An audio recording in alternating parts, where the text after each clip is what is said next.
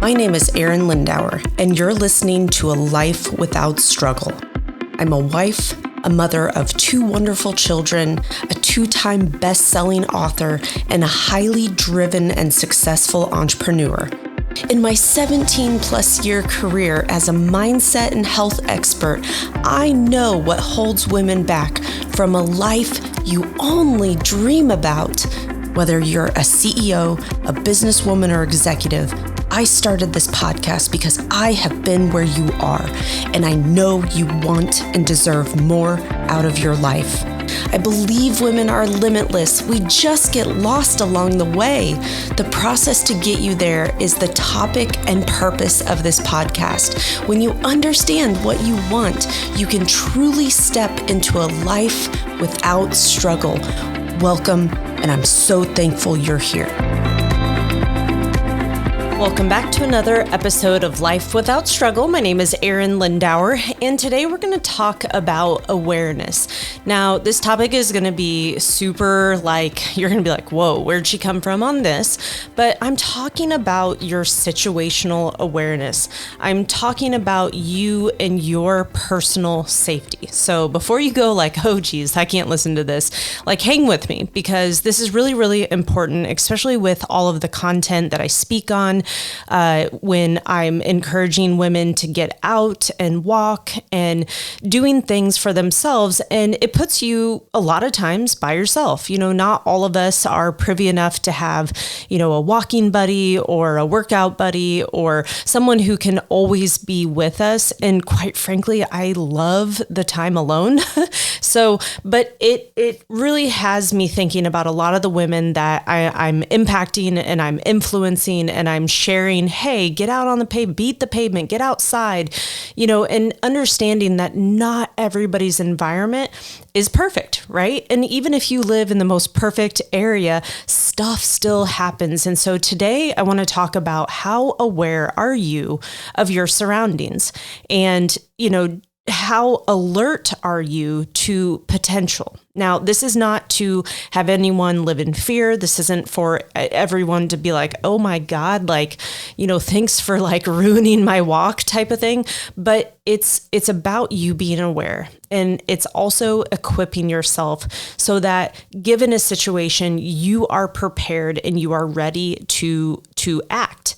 I think the worst thing that we can do as women is cower and make ourselves small and show fear and be scared.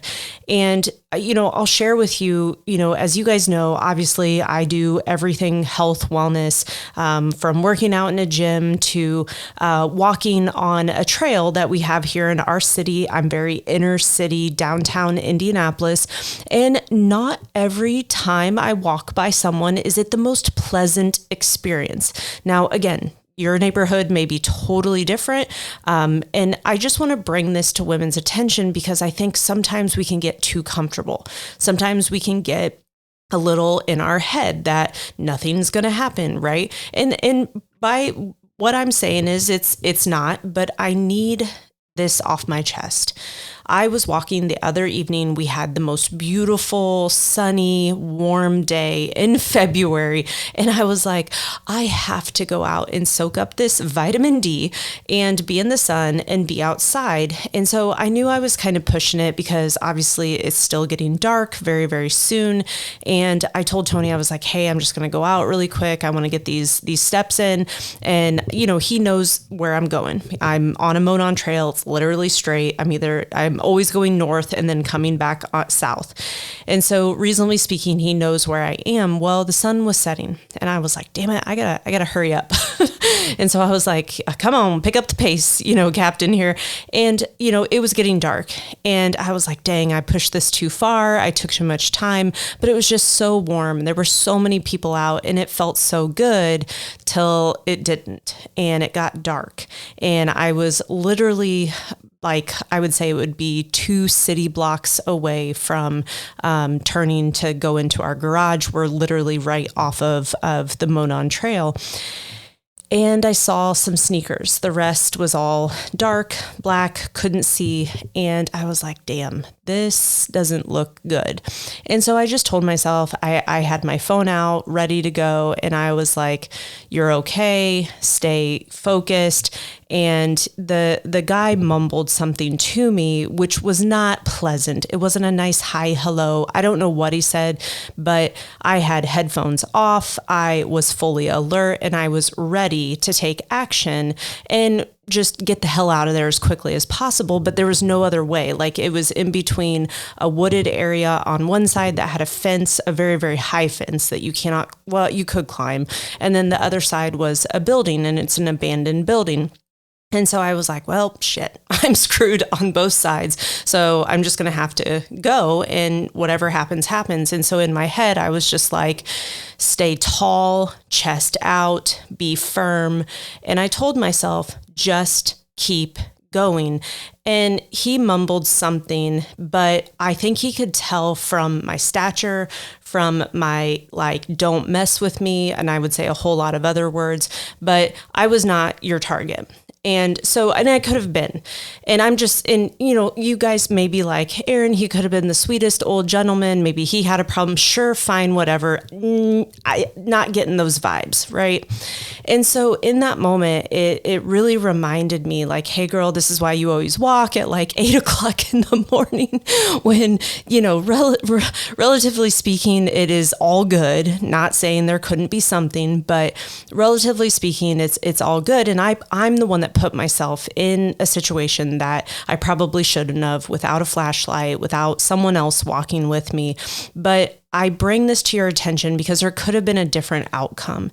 And the thing that I don't want women is to feel vulnerable and to feel scared and to not know how to react in these situations. So first and foremost, obviously, know when it's appropriate to walk in certain situations when it's dark.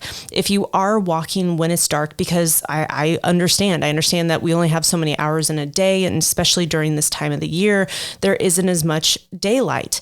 And so we have to think smart, and we have to think about our contingency plans, and we need to make sure that we're equipped. One of the most important things that I highly recommend women do is one headphone. Only one headphone, because you need to be aware of your surroundings. You need to be able to hear if someone is coming up behind you. Nothing is worse. And again, on this trail that I walk on, there's a ton of bikers.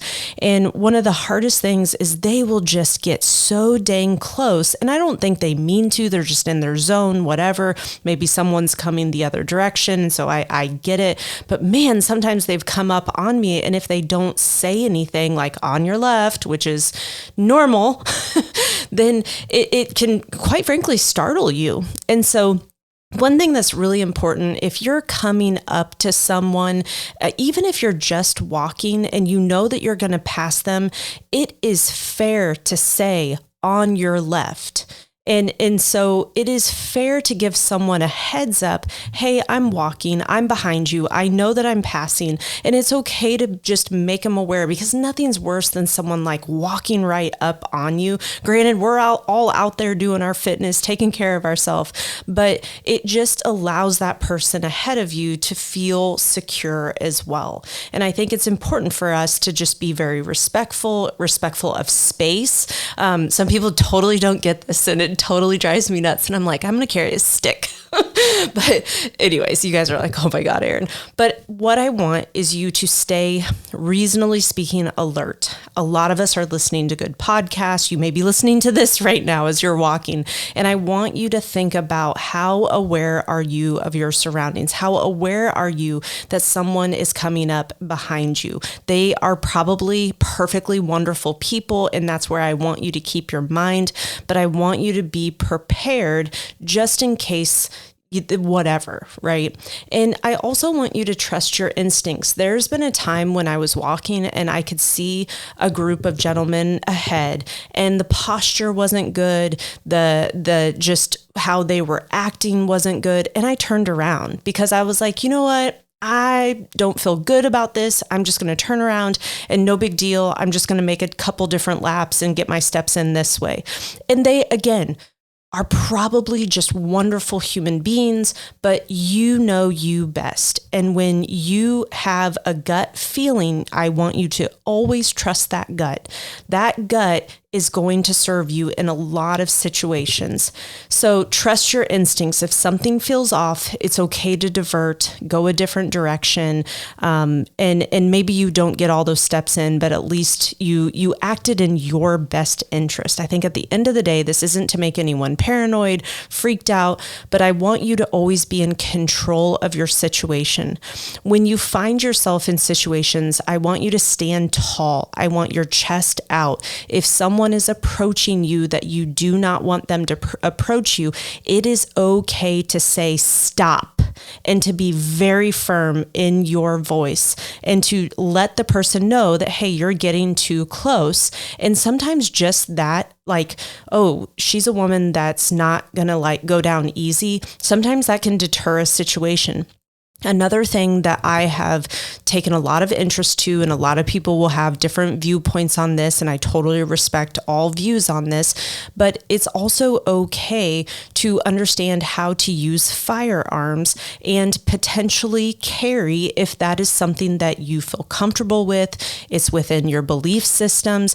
But here's also something for the women who say, hey girl, that's not me. I wouldn't be comfortable with this. This is something that I learned in my training. We actually practiced, and she said, hey, even if you're not carrying and someone is approaching you that you get the vibe, it's not okay. She goes, simply sweep your arm to your side like you were going to pull basically a firearm out of a holster, or sweep your jacket if you have a jacket on. Just that motion of I could be armed will 100% deter. And she gave some statistic that the FBI has studied and tested and seen that just that motion of sweeping our arm back like we're going to pull something out can be helpful.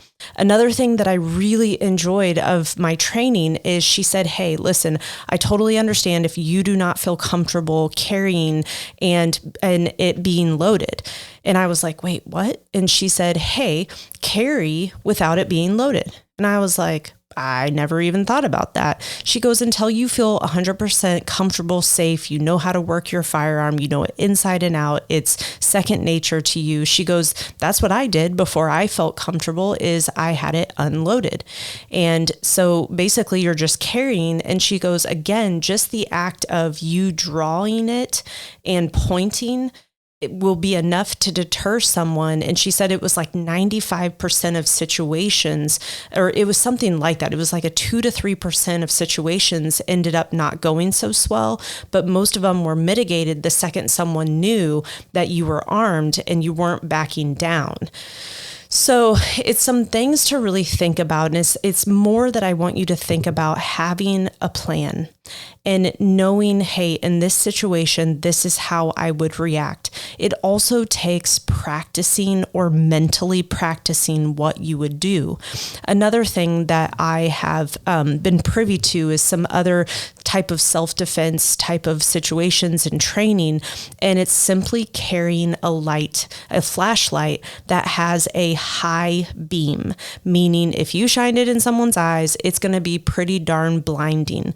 Another thing that you can do is you can put a whistle on there. Now, this is taking me back to my lifeguarding days, but something like a Fox 40 Classic, a whistle that is going to be loud, very, very high pitched and easy to blow, like not your child's like one with the ball on the inside that maybe sort of works. No, it is like a little whistle, like no, but even just having a high beam flashlight that you can shine in someone's eyes is enough to blind them, to allow you to get out of this situation or at least get a head start. So these are some things that are just super, super simple for you to have on you, to carry on you. I mean, I think there's other situations that people have mace. The only thing about mace is like most people's malfunction, most of them get gunked up. And, we're not just going to test those because every time you test it, then it's the likelihood it's going to gunk up. So, and half the time you get it all over yourself in situations. Those have been shown to not be the best thing to do. But again, I think everybody has a certain comfort zone and what you feel secure with. So some things that I want you to be thinking about is absolutely, I'm such an advocate of you getting out, beating the pavement, walking, and just kind of just being in your zone. But again, being aware. The other situations that I think about for women, just because I've personally been in these situations where I didn't feel the most comfortable and safe, and thus why I feel the need to be protected on a whole different level and carry and concealed carry and that kind of thing is at the grocery store. So where I physically am, I am going into parking garages and there's a lot of homeless. Again, most homeless people, they're totally fine. They're great people. Just, it is what it is. But there's situations that I've been in where I was like, I'm just going to walk back in the store because this doesn't feel comfortable. And a lot of times that mitigates the situation. I've even alerted a security officer that, hey, you may want to walk out, or hey, do you mind walking out with me?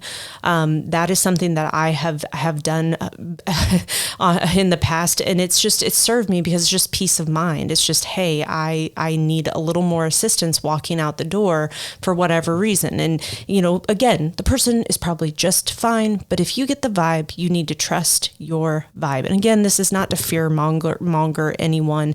Reasonably speaking, we're all safe, we're all healthy, we're all taking care of ourselves. But I think the grocery store is a whole nother, because we have a brain that is like, go get her done. And so many times we can miss the situations where, the car is unlocked and someone gets in the side door, but we were putting our groceries in, the hatch was up, you didn't see. And so make it a priority to always look in your back seat, to look and make sure that no one is there. Okay. And so it's really important to just be aware of your surroundings, walk around, maybe make a big sweep if you need to feel comfortable. And sometimes it's okay to just walk back into the store just to show the person that, hey, nope, you're not, I'm not the victim, right? And so, and it's okay to alert people, hey, this person's probably totally fine, but they were giving me a weird vibe, not trying to say, anything, but hey, you may want to check this out just for other patrons. It just felt off to me. Those are some easy words to use, because again, we're not trying to pinpoint someone that just kind of looks sketch. That's not the point and the purpose of this. The purpose is to trust your gut, to trust your instinct, and to keep you safe at the end of the day. Now, a huge thing that I am a huge advocate for women, and this is something that growing up, it wasn't something that was talked about for myself. Now, all the men in my family all had weapons, all had some sort of firearm, had actually multiple, including my brother, which I thought was kind of interesting, because one day I asked my dad, it was actually just a couple years ago, and I said, hey Dad, can you tell me a little bit more about handguns and like what would I personally want? And he was like, whoa, why would you want? No. And he was like, if you have a gun, you need to be prepared that you might kill someone. And I was like, Dad, it's either them or me. So like, let's talk through this. And so where I'm going with this is there came a point where I was like, you know what, if we're going to have these things, and I need to know how to use it. And in that moment, I realized like, okay, for whatever reason, my dad does not feel comfortable teaching and training me how to use this.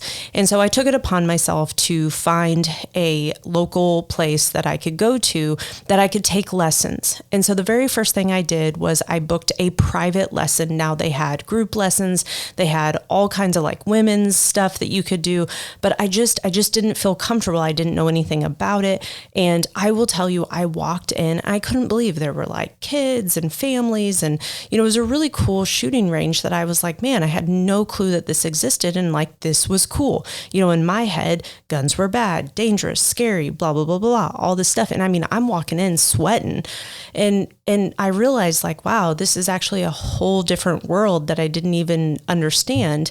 And so what I did is I booked myself a private lesson, and the gentleman was very, very helpful. He took it very, very slow.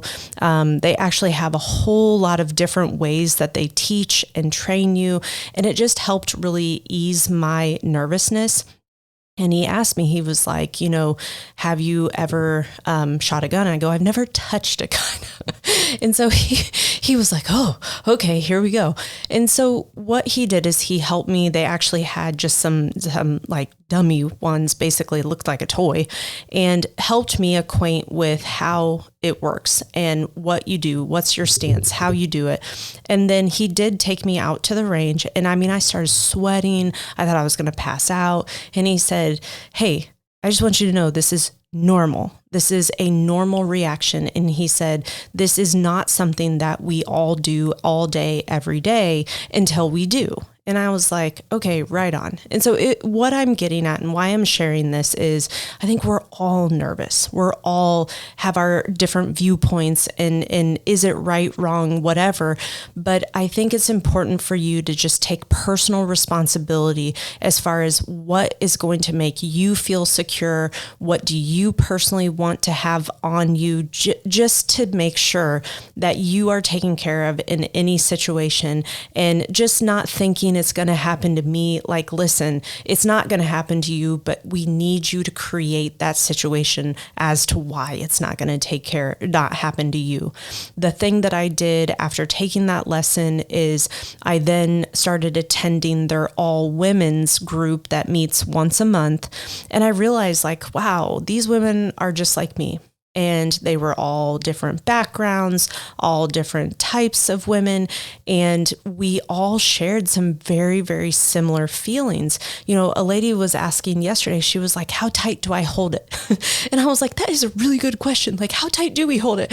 And do we hold it here? Do we hold it there? And it was just like all the things that a woman would think about that maybe a man wouldn't. And we were able to like help ease each other's minds and work through. And obviously the instructors were just very well versed and very easygoing and just helping us, and then ultimately taking us out to the range and just helping guide us and teach us. And I think just like anything, it takes practice. The more I practice, the more comfortable I feel. This was probably the fifth or sixth time I had actually used my gun, and I was a lot more at ease. And that was really, really helpful for me to see, wow, with a little bit of practice, a lot more training, you can make something that was just so intimidating and scary start to feel normal. And so again, this is to everyone's comfort zone. For a lot of women listening to this, you're going to be like, hey girl, you're crazy. But I think for some women, this is going to be this like, oh, Arin does it. Okay, that might be something I want to look into. And so here's the thing. I do not recommend going out and just purchasing a firearm. I recommend getting lessons, getting trained, and I recommend getting your practice. And it's something that you will continue to practice. And so that's where I want to encourage every woman listening to this that has been considering is you've got to get the training so that this becomes normal. Then I highly, highly, highly encourage carrying it empty and just seeing how that feels, seeing how you would react, pulling it out obviously in situations where it's not going to be weird, but like practicing, how would you do this? What would you say? One of the training sessions that we did that I thought was very, very helpful is they put the target, I think like 20 feet or so away from us, but then they hit it to make it coming at us. So it was like someone was running at us, and we had to get in our stance, yell, whatever it is that we would yell. For me, it was stop. Like that was the first instinctful thing that came out of my mouth, and then the shot. And it was wild how inaccurate you get when someone is running at you. But with practice in those situations, how much better you will get. So anyways, I am open to all your questions, all your thoughts. You can tell me I'm crazy as all get out, but at the end of the day, I just want you to stay safe. I want you to stay alert, have one headphone in, swivel the eyes, be situationally aware, and understand how you're going to react. Practice how you're going to react in your head or in live in motion. And that's what's going to help keep you safe, because again, I'm out here preaching, get out there, beat the pavement, be in the sunshine. But sometimes I know all situations don't work out perfectly, but I want you to understand that you're always safe. All right, let me know your feedback, questions, and I'll talk to you later.